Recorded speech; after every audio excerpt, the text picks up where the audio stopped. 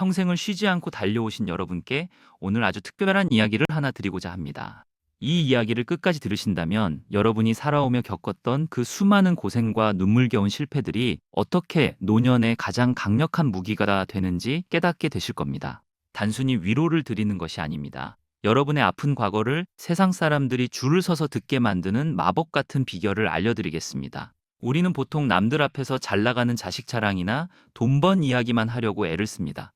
그런데 이상하게도 그런 이야기를 하면 주변 사람들이 겉으로는 웃어줘도 속으로는 시큰둥해하거나 금방 자리를 뜨곤 합니다. 오히려 내가 사업에 실패해서 집을 팔았을 때나 믿었던 사람에게 배신당해 밤잠을 설쳤던 이야기를 꺼낼 때 사람들의 눈빛은 돌변합니다.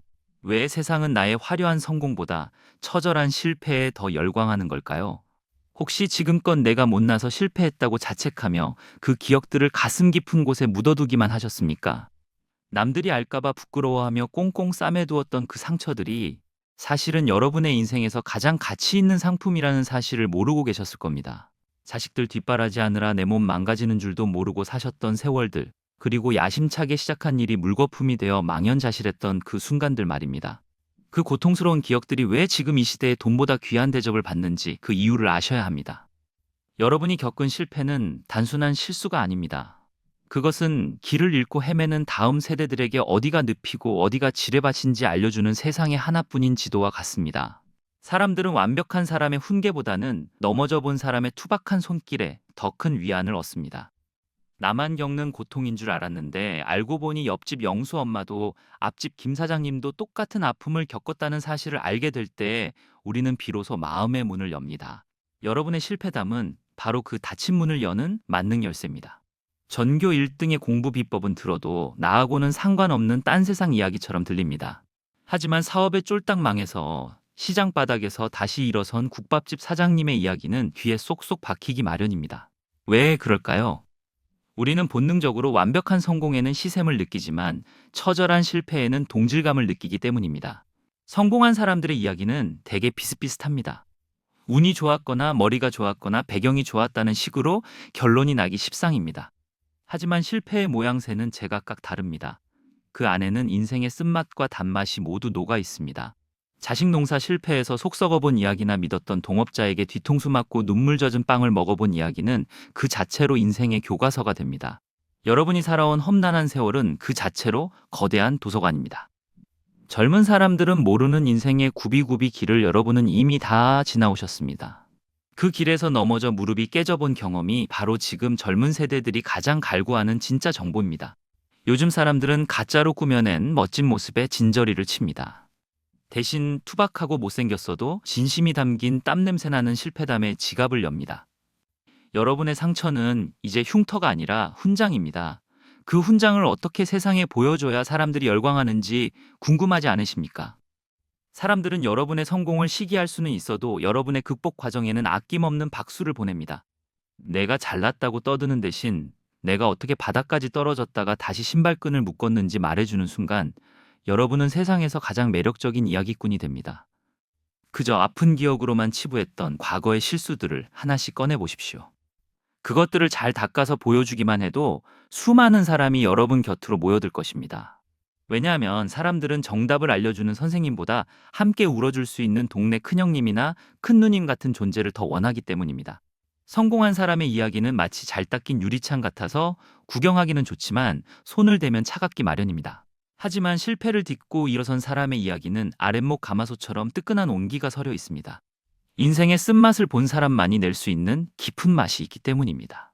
그 깊은 맛은 결코 책상 물림 공부로는 흉내낼 수 없는 영역입니다. 자식들 다 키워놓고 이제 좀 살만하다 싶을 때 찾아온 병마나 큰돈 들여 시작한 가게가 문을 닫았을 때의 그 참담함을 겪어보지 않은 사람이 어떻게 감히 인생을 논하겠습니까? 여러분이 겪은 그 지독한 상실감과 고립감이 사실은 타인의 마음을 두드리는 가장 강력한 주먹이 됩니다.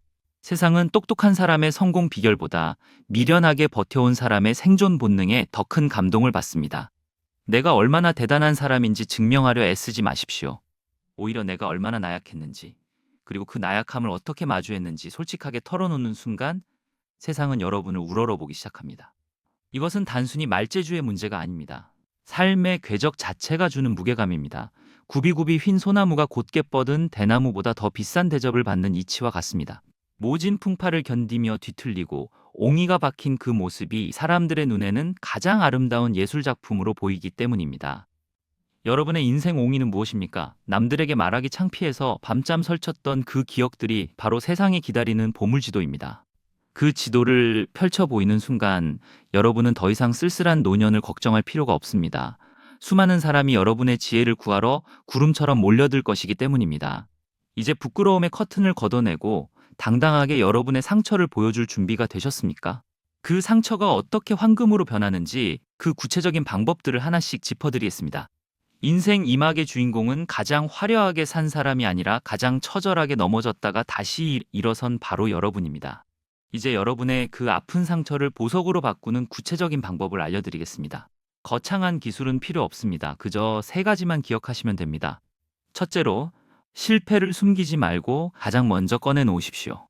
멋진 옷을 차려입고 성공한 척 무게를 잡는 대신 내가 얼마나 미련하게 속았는지 혹은 얼마나 처참하게 무너졌었는지부터 솔직하게 말씀하시는 겁니다. 사람들은 완벽한 사람에게는 벽을 느끼지만 허물 많은 사람에게는 마음의 빗장을 풉니다. 여러분의 약점이 곧 상대방의 마음을 여는 열쇠가 된다는 사실을 잊지 마십시오.